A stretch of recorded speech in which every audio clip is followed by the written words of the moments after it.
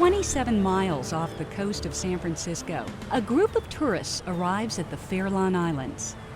At any given time around this island, we have 30, 40 great white sharks. A private company called Great White Adventures has taken them out to the islands. Look that way. Their goal is to have a close encounter with a great white shark.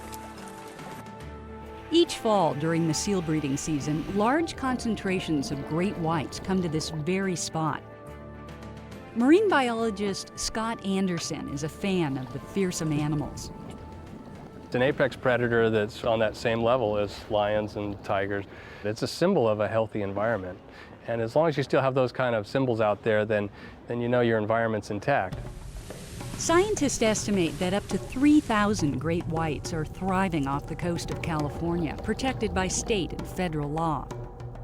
But close to half of the world's shark species are threatened, and this could be disastrous for the oceans, says Peter Knights of the San Francisco-based conservation group Wild Aid. In some cases, the skates and rays have increased in number because the shark numbers have gone down, and that's led to shellfish declines because they eat the shellfish. Tuna might reduce in certain areas because the animals preying on the tuna, like the seabirds and other species, were being kept in check by sharks. One of the greatest threats to shark populations is the practice of catching sharks to cut off their fins. Economic growth in China fueled a sharp increase in the demand for luxury items like shark fins, which are used to make a celebratory soup. The trend set off alarms among conservationists. We always see with these products, be it elephant ivory or rhino horn or shark fin, when one particular component of an animal becomes very valuable, all the rules go out the window and it's a free-for-all, and those animals are going to be in serious trouble. In 2010, the Monterey Bay Aquarium showed a video of shark finning to Assemblymember Paul Fong, who represents parts of Silicon Valley. I felt that was a very horrific and cruel act, and I found out that from marine biologists that it was happening to about 73 million sharks every year. And I felt that we needed to protect our sharks, because without our sharks, our ocean's ecosystem would go into a huge imbalance. Thank you, Mr. Speaker. In the Assembly, Fong's bill to ban shark fin sales in California ran into charges that it was culturally insensitive. Shark's fin soup is considered an honored traditional delicacy and is served at many of our sacred occasions, such as the birth of a child and the union of two people.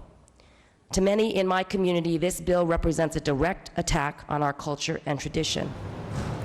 Despite the controversy, lawmakers passed the ban, and it took effect in 2013.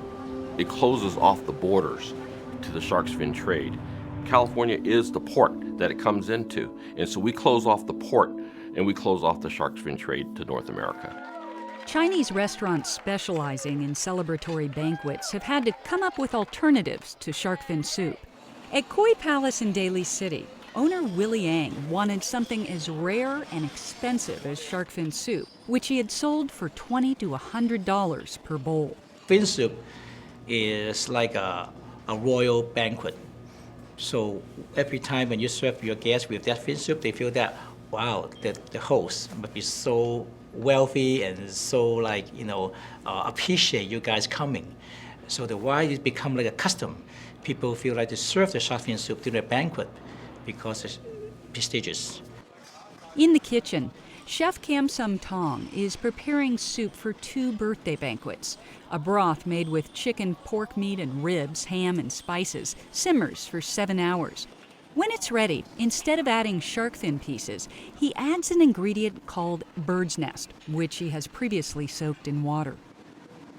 The nests are made by swallows with their own spittle and are harvested mainly in Indonesia and Vietnam. I'm sure in some places there's all kinds of abuse going on, the way the nests are collected, and it may be damaging the populations, but it's probably more sustainable than shark fin. Like shark fin, bird's nests have a long tradition of being served in soups. Bird's nest soup is one of the 9 dishes at the banquet that Gloria So is throwing for her mother-in-law's 80th birthday. Bird's nest soup is made out of the spitting of a bird as they make the nest. Yeah. And if you ask my children, they'll tell you that it's really gross. But I told them, you've eaten it before, so it's fine. Even though he's complying with the ban, the owner of Koi Palace is part of a group of restaurant owners and distributors who have challenged it in the courts. Shark fin has been a gourmet, prestigious ingredient for Chinese banquet, or people like it. So when they ban on the shark fin itself, I feel like it's a discrimination. But a federal judge has ruled that the ban isn't discriminatory. As of 2014, California and 8 other states have banned shark fin sales. The bans are part of a broader effort.